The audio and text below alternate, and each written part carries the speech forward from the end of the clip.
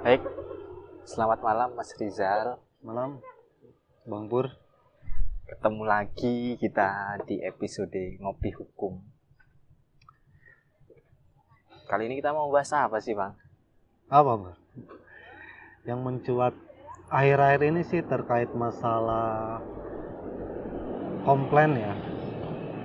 Klaim daripada bayar perumahan sih.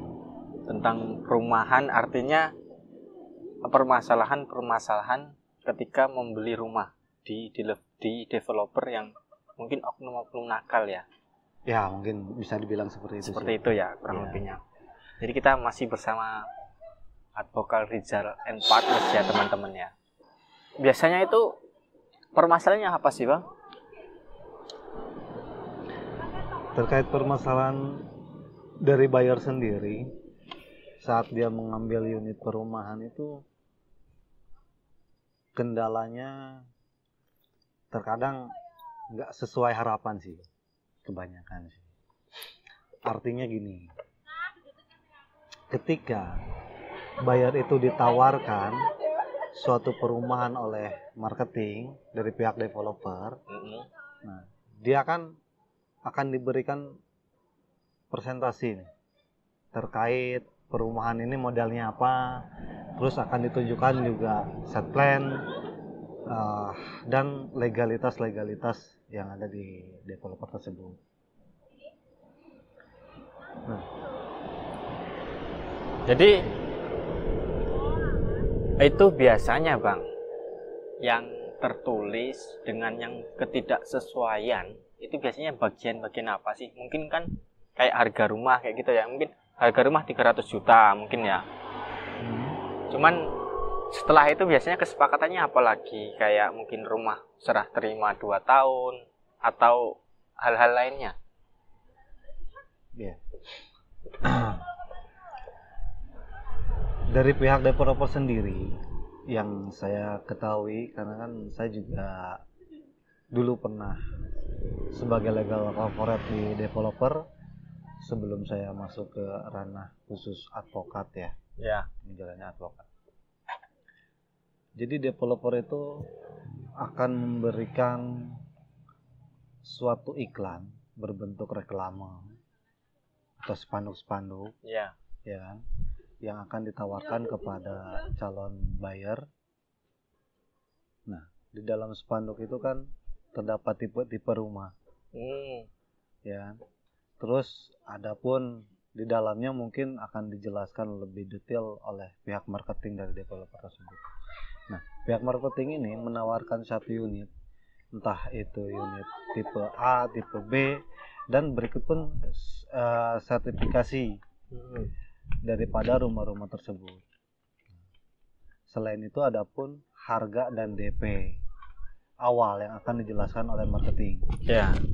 Nah, jika si buyer ini berminat untuk mengambil satu unit di developer, maka buyer ini akan diberikan penjelasan secara mendetail di kantor developer, yang dimana di situ akan dihadiri oleh legal corporate terkait legalitas. Karena kan ketika buyer ini mengambil perumahan, otomatis dia akan bertanya nih, ini legalitasnya gimana? Ya. Izinnya udah keluar apa belum? Status kepemilikan tanahnya seperti apa? Ya kan? Apakah kerjasama dengan pihak pemilik tanah, ataukah developer udah membeli sepenuhnya dari pemilik tanah? Nah, seperti itu. Berarti terkadang permasalahannya itu ya, tanah belum kelar sudah dijual kayak gitu ya. Ya, terkait permasalahan itu memang seringkali terjadi ya, dari oknum ya. Saya bilang oknum ya, oknum developer. Dia akan membeli suatu tanah berapa hektar untuk dijadikan perumahan. Nah, mekanisme dia dalam pemberian tanah itu kan seperti yang sebelumnya saya sebutkan, apakah dia kerjasama ya kan, untuk membangun suatu perumahan dengan pemilik tanah, apakah dia beli langsung, ya kan, otomatis kalau misalkan beli langsung itu harus udah balik nama atas nama developer. Nah, yang jadi permasalahan di sini pihak developer melalui legal corporate ataupun pihak marketing itu menjelaskan nggak ke pihak buyer tentang status tanah, tentang status kepemilikannya, ya kan?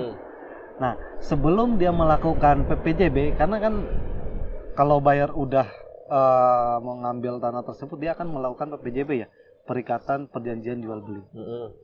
Nah, sebelum itu harus dijelaskan dulu nih status tanahnya nih, dan harus ditunjukkan dulu nih berkas-berkas tanahnya ini, ya kan, agar memberikan keyakinan lebih kepada si klien ini atau kita sebut buyer ini, ya kan. Kalau enggak ya orang juga kan nggak yakin, kan seperti itu.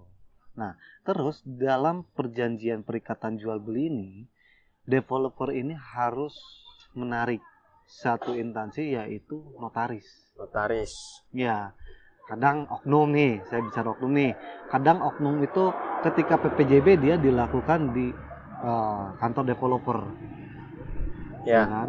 Tapi karena si klien ini nggak paham nih PPJB, oh saya mau di notaris misalkan. Nah, hingga akhirnya dari oknum itu bisa mengakali dengan cara warmaking. Gimana itu? Ya, jadi si notaris ini hanya mengetahui aja. Jadi perjanjian di bawah tangan, kita sebutnya seperti itu. Dia hanya melegalkan aja. Karena beda warmaking sama PPJB yang dilakukan di hadap notaris. Apa efeknya itu, Bang?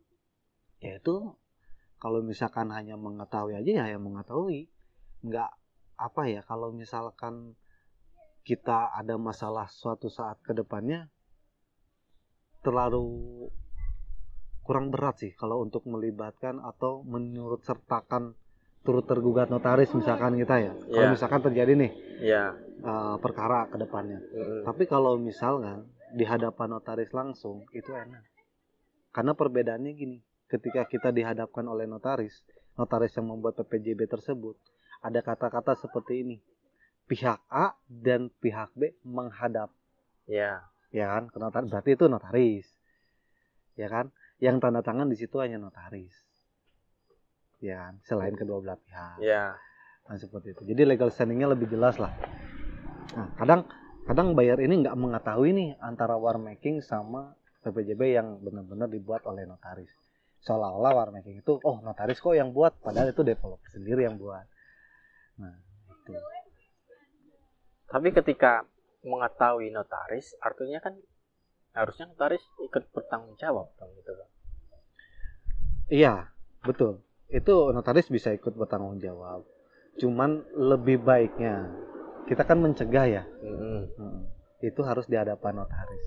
Jangan membuat PPJB di bawah tangan. Kan seperti itu. Sehingga kita menghindari dampak-dampak ke depannya. Contoh, misal ketika kita dijanjikan, misalkan kita ngambil unit itu selama 3-5 tahun. Kita dijanjikan nih dan tertuang dalam PPJB tersebut, pembangunan ini akan selesai selama 2 tahun. Ya kan? Nah, setelah 2 tahun pembangunan nggak selesai itu gimana? Harusnya bertanggung jawab dong developer. Nah, kan seperti itu harusnya ya. Itu kadang developer tuh selalu oknum ya, yang saya ucapkan oknum ya, selalu mengulur. Karena kenapa? Karena kita ketidaktelitian kita terkait legalitas tadi. Kembali nih ke legalitas nih. Karena kenapa? Legalitas ini sangat penting, ya kan? Banyak yang terjadi di lapangan. Oh, bangun kok, udah siap bangun kok.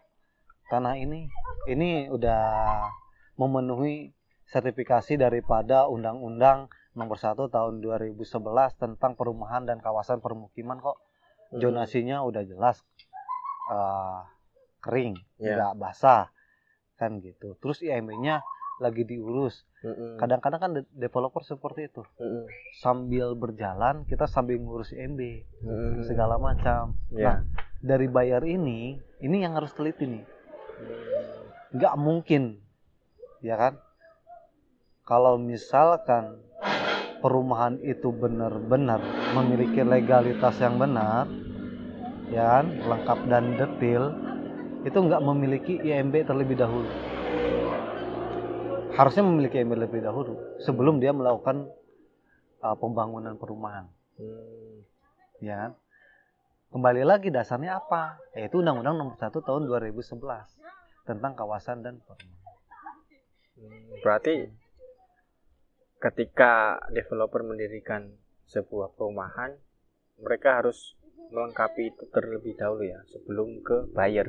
Iya, harus. Harusnya ya. Harus. Cuman kenyataannya sambil berjalan. Ya, kadang bilang sambil berjalan. Nah, itulah salah satu dasarnya kenapa kok rumah saya ini belum dibangun.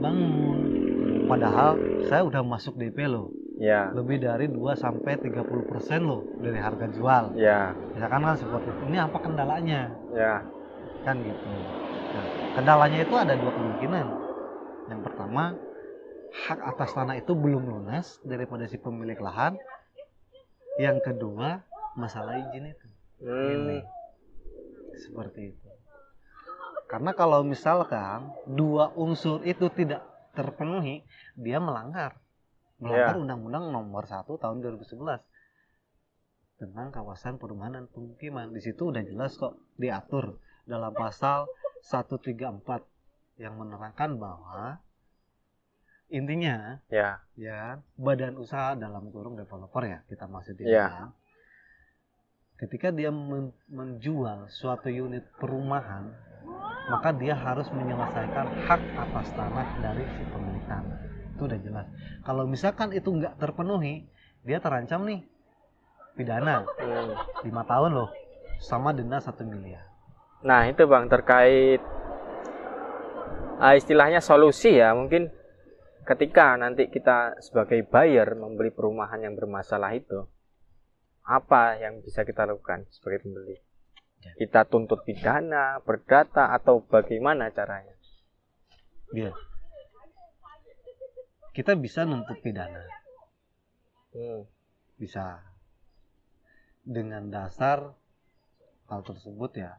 Pertama, dia udah melanggar Undang-Undang Nomor 1 Tahun 2011, itu jelas. Ya. Yang kedua, sebagai buyer, kita dilindungi oleh Undang-Undang Konsumen. Ya. Yang ketiga, dia telah melakukan manifestasi, dalam arti kata ingkar janji. Ya kan? Itu baik secara perdata maupun pidana itu bisa digugat. Namun, jika secara perdata mungkin prosesnya agak lama ya. Untuk pengurusan itu ya. Karena kan sidang segala macam itu kan agak lama. Terus kalau misalkan kita tuntut secara pidana, ini balance-nya nih. Artinya uang yang dia keluarkan untuk DP dengan uang yang akan dia keluarkan. Dalam arti kata, jika dia sewa lawyer ya. Karena kan dia harus bayar lawyer ya. Karena ada jasa honorarium. Gitu. Terus setelah itu kan dia harus laporan polisi segala macam. Ya mungkin sedikit pahamnya semua buyer pasti tahu lah ketika kita ada laporan polisi. Nah itu balance nggak dengan nominal uang seperti itu. Tapi pada dasarnya itu bisa. Bisa ya. Iya bisa. Dan ada lagi nih alternatif dari pihak lawyer ya. Apabila dia ingin uangnya kembali, tapi dia tidak ingin nih masuk ke dalam ranah litigasi, maka kita lakukan ranah non litigasi dengan cara kita melakukan pendampingan nih. Kita buat somasi kepada pihak developer ya kan, dengan etikat baik dia. Jika tidak, kita meminta kerugian sesuai dengan PPJB ya. Karena kan dia nggak memenuhi syarat-syarat daripada PPJB. Seperti itu. Dalam arti kata, apa nih tindakan yang harus dilakukan nih sebagai kita pendamping? Ya kan? Bagaimana kalau misalkan dia memang ada etikat baik untuk membayar tapi dia tidak memiliki dana? Apakah dia punya aset? Kan seperti itu. Jika dia mempunyai aset dalam developer tersebut ya, maka kita meminta aset itu, dan developer harus membuat surat pernyataan bahwa dia akan memberikan aset itu sebagai jaminan. Nah, kalau ya developernya dengan tanda kutip dia kan nakal, dia nggak mau bang, mau diapain? Ya itu antara tiga itu, pendampingan apa kita masuk ke ranah litigasi baik secara perdata maupun pidana kan bisa kita ambil. Seperti itu. Berarti kita tempuh dengan jalur hukum. Ya. Kalau memang mentok secara alternatif tidak mau dia. Ya, betul.